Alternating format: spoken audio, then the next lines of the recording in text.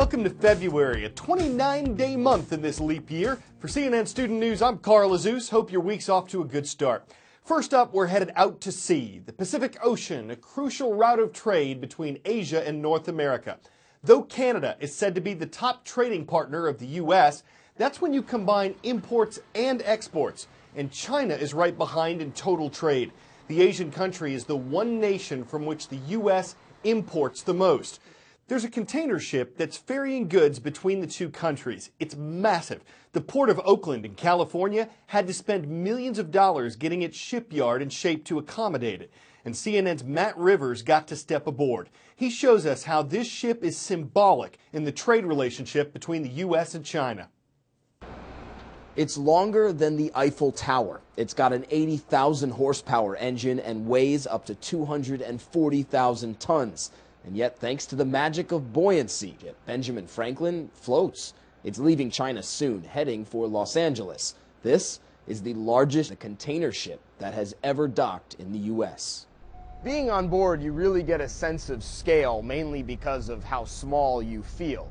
But for a transport ship like this one, the most important figure is how much it can hold. The Benjamin Franklin can take on 18,000 containers. Placed end to end, they would stretch 68 miles. Often on the other side of doors like these are things like electronics, toys, clothes, consumer goods made in China that will sell in American stores. This is what trade between the two countries looks like. And far more stuff is exported from China to the U.S. than the other way around, a difference of hundreds of billions of dollars. That imbalance has been a source of conflict for some time. And in the middle of a U.S. presidential race, it makes for easy fodder. U.S.-China trade is incredibly intertwined, and the next U.S. president will have some ability to influence those ties. And that will impact people's lives on both sides of the Pacific, which is why we're talking about U.S. politicians in Iowa while we're thousands of miles away on this giant ship in the South China Sea. Matt Rivers, CNN, off the coast of southern China. On the ground in Iowa, the caucuses are happening as you watch this. The reason why Democrats and Republicans have been feverishly campaigning there, it's the first contest of the U.S. presidential election process. What voters are doing in Iowa is deciding which Republican and which Democrat they support the most. The candidate from each party who wins in Iowa is one step closer to winning his or her party's nomination for president. But the Iowa caucuses alone don't guarantee who will win.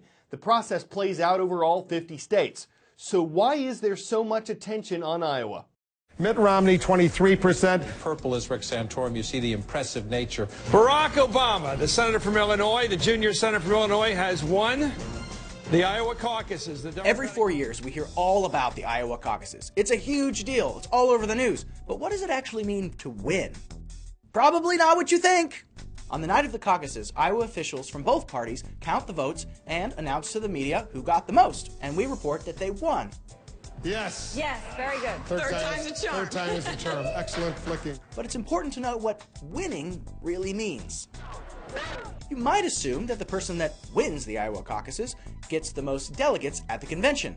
Not so. The Iowa caucuses are really just a straw poll. They have no bearing on delegate selection.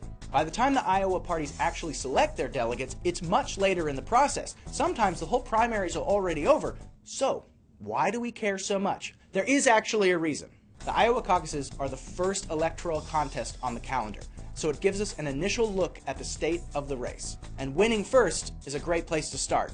There is some controversy, though. Despite all the attention the caucuses receive, not a lot of Iowans actually participate. And I think there's a reason for that. Caucusing actually takes several hours, and they're usually held after work hours. But what about the people that can't make it to the caucus? Well, they can't participate. Working a shift on caucus night? Can't caucus. Disabled? Can't leave the house? Can't caucus. Just kind of lazy and don't want to leave the house because it's freezing in Iowa in the middle of winter? Can't be blamed. Also can't caucus, though.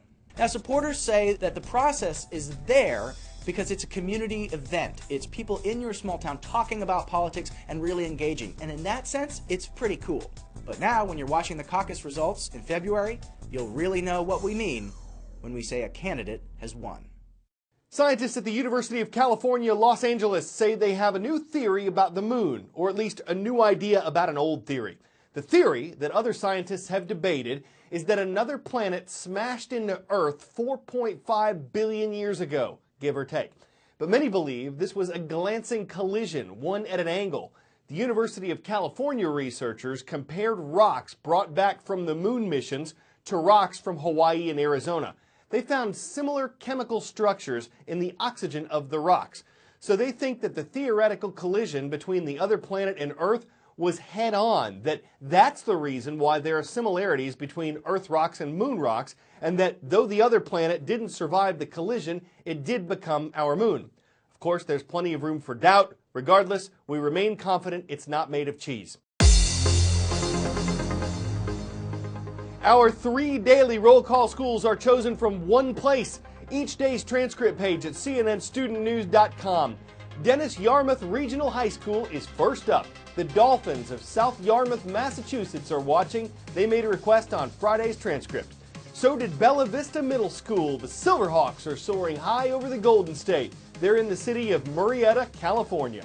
And in Sao Paulo, Brazil, we're happy you're watching the show and that it's helping you learn English at Escola Morumbi. Let's talk about your brain. It's amazing. Your temporal lobe on the side of your brain is believed to be involved in hearing. Your parietal lobe on the top and back part of your head helps you identify touch, taste, and temperature. And the cerebellum, the lower part by your spinal cord, is involved in movement, balance, and coordination. What they all have in common, besides being parts of the same organ, is that they're lit up by music. We all have that song we just can't get out of our heads, no matter how hard we try. It's called an earworm, and it's just one example of the extraordinary power of music. The thing that's so interesting about music is just how much of the brain it activates. Beyond the auditory cortex, the part of the brain that processes sound, music lights up part of your brain that is involved with movement, attention, planning, and memory. Speaking the words, for example, comes from over here, the left temporal lobe. Putting them into a tune comes from over here, the right parietal lobe. And then putting it all into a rhythm from here, the cerebellum. There are so many neural networks involved in music processing, it elicits what is known as the amplifier effect. It's no longer just music, it's an emotional response. And that's what makes it stick. Studies have shown that kids who take music lessons didn't just get better at playing an instrument, their brains process language better. Another recent study looked at patients who were about to undergo surgery. People were either given music or an anti-anxiety drug. You probably guess what happened. The people who listened to music had less anxiety and lower levels of the stress hormone cortisol than people who took drugs. And it can be even bigger than that. You see, music can unite our brains, but it can also unite the masses. We will willingly thrust ourselves into a crowd of 20,000 people and excite every aspect of our brain for music.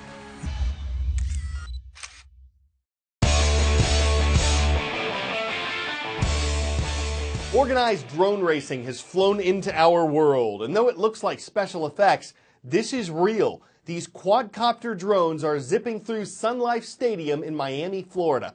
They have onboard cameras that allow competitors to see where the drones are going using virtual reality headsets. Yes, it's higher tech than the Wright Flyer. These things can go 80 miles per hour, and while you don't see it here, they do wreck hard, often smashing into bits. Racing's reportedly safe for the people involved, assuming they don't get hit, but it's not cheap. An entry-level drone without the VR headset starts at $140. But I bet those speeds really give them an adrenaline rush. It's really a sport for control freaks where remotions run high and you've got to have your headset on straight. You got to give them props because the reality is that they're unafraid of the virtual or the in-virtual. I'm Carl Azuz and I'm Drone for the Day. CNN Student News is back tomorrow.